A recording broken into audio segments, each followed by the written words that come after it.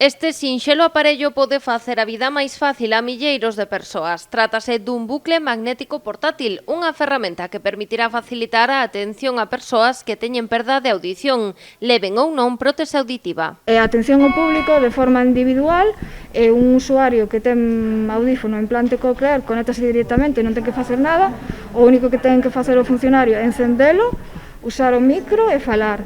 Se é unha persona que non ten audífono, non está repetindo, ou implante coclear, pode coller o aparatello ou auricular e escoita. Estes equipos xa están dispoñibles no rexistro do Concello de Pontevedra en Michelena 30 e no Chale de Fontoira. Está indicado con estes cartéis e calquera persoa que o precise pode solicitar ser atendida usando este bucle magnético. O día de hoxe é un día tamén especial, non? Porque é un día no que unha vez máis estamos rompendo esas barreiras invisibles, non? Sobre todo este colectivo que ten diversidade sensorial.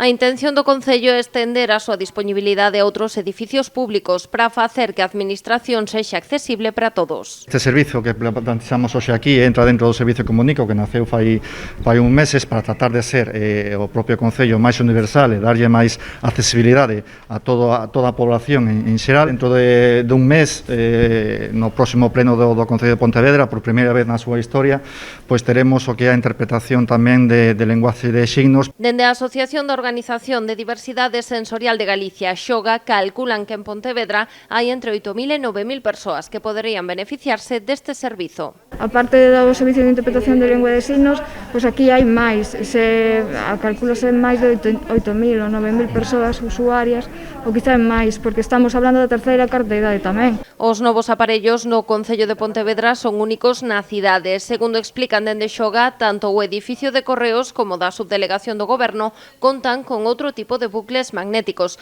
máis antigos e menos versátiles que os que xa están dispoñibles na administración local.